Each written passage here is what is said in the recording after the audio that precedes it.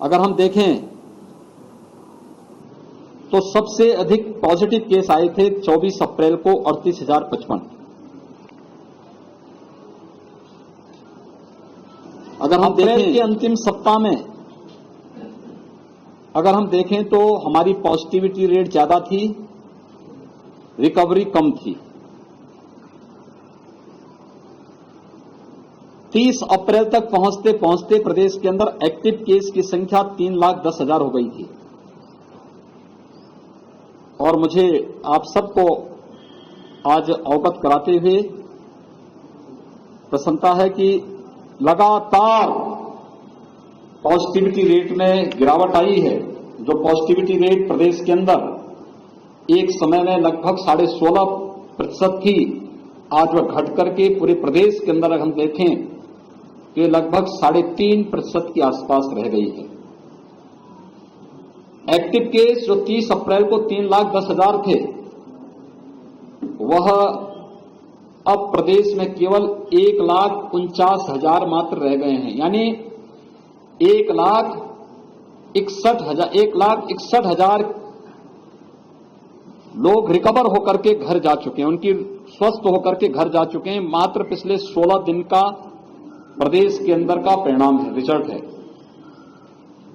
उत्तर प्रदेश देश के अंदर सर्वाधिक टेस्ट करने वाला राज्य है। अब तक हम लोगों ने 4.5 करोड़ कोरोना के टेस्ट प्रदेश के अंदर संपन्न किए हैं और लगातार इस कार्रवाई को हम आगे बढ़ा रहे हैं।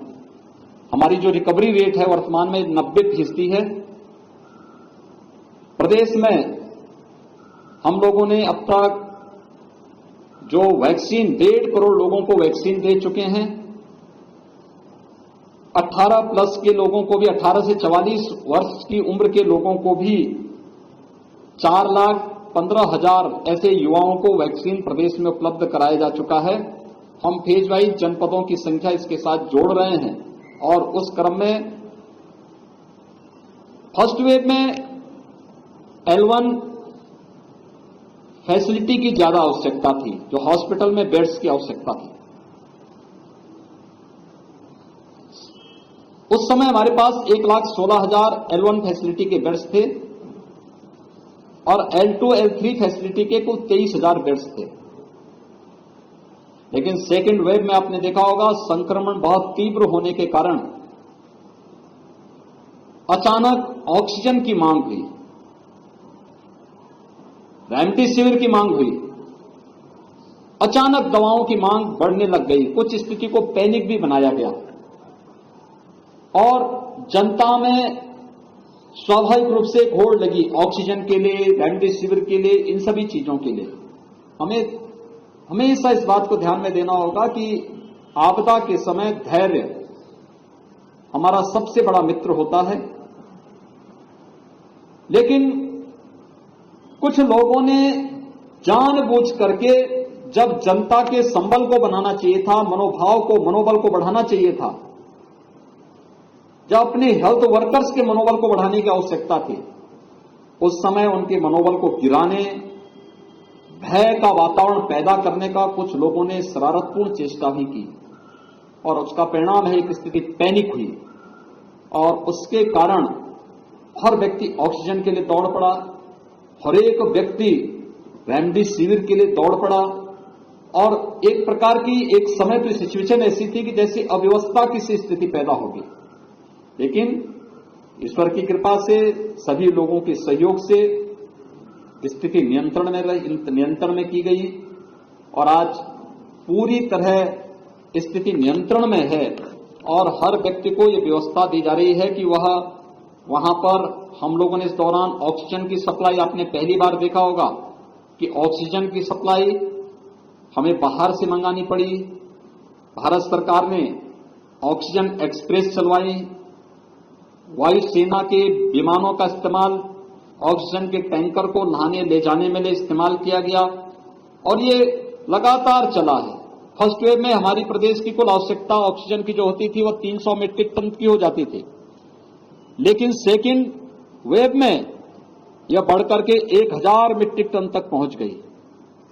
हम लोगों ने लगातार इस कार्रवाई को आगे बढ़ाया है, लेकिन साथ साथ हर जनपद ऑक्सीजन में आत्मनिर्भर हो सके, इसके लिए भी आदरणीय प्रधानमंत्री जी के मार्गदर्शन में एक कार्रवाई प्रारंभ हुई और अब प्रदेश के अंदर हम लोग इस समय 300 से अधिक ऑक्सीजन प्लांट लगाने की कार्रवाई को आगे बढ़ा चुके हैं। मुझे ये कहते हुए प्रसन्नता है कि आपकी मुजफ्फरनगर में भी 6 ऐसे प्लांट लगने जा रहे हैं, जो यहां पर 4 पहले से थे, उनकी क्षमता कम थी, 6 नए प्रस्तावित किए गए हैं जिनको हम यहां पर लगाने जा रहे हैं। हम लोगों ने वर्तमान में जो एक आशंका व्यक्त की जा रही है कि गांवों में इन्फेक्शन बहुत ज्यादा फैल चुका है, राज्य सरकार उसके प्रति पूरी सतर्क है। 5 मई से ही हमारी गांव-गांव में घर-घर सर्वे का काम चल रहा है। हमारी निगरानी समिति स्क्रीनिंग का काम करती है। स्क्रीनिंग के बाद लक्षण युक्त और हर संदिग्ध व्यक्ति को मेडिकल किट उपलब्ध करा रही है। उन लोगों को होम आइसोलेशन में रहना है, क्वारंटीन सेंटर में रहना है या हॉस्पिटल में पहुंचाना है, इसको तय करती है और सूची इंटीग्रेटेड कोविड कंट्रोल सेंटर में उपलब्ध कराती है। ICCC से 24 घंटे के अंदर रैपिड रिस्पांस टीम उस गांव में पहुंच करके एंटीजन टेस्ट कराती है। एंटीजन टेस्ट के बाद भी अगर कुछ लोगों में संदेह है तो उनका RT-PCR जांच करवाने का कार्य हो रहा है।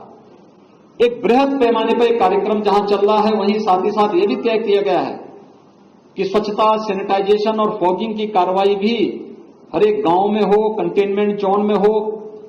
राज्य सरकार ने यह भी तय किया है कि हम लोग जरूरतमंदों को मुफ्त में भोजन उपलब्ध कराएंगे। कम्युनिटी किचन हर एक जनपद में प्रारंभ किया गया है।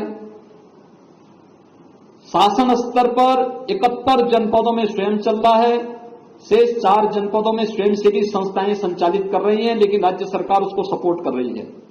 हमने राज्य सरकारों से आज सुबह ही मैंने बैठक ली और मैंने इस बारे में कहा कि नहीं, राज्य सरकार सही 75 जनपदों में स्वयं भी चलाए और स्वयंसेवी संस्थाओं के माध्यम से भी हम लोग इसको चलाने की कार्रवाई करें। तो ये कार्य हमारा युद्ध स्तर पर पूरे राज्य के अंदर चल रहा है।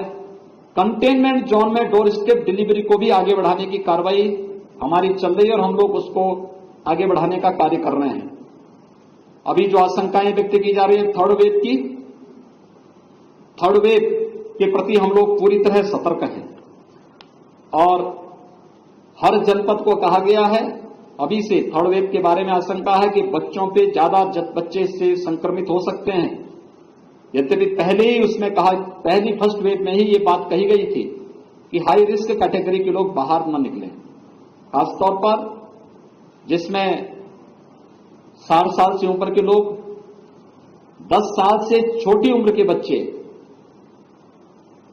गर्भवती महिलाएं, कम इम्यूनिटी के लोग, कमजोर इम्यूनिटी के लोग और एक से अधिक बीमारी से ग्रसित कोई भी व्यक्ति घर के बाहर न निकले, घर में भी मास्क धारण करें।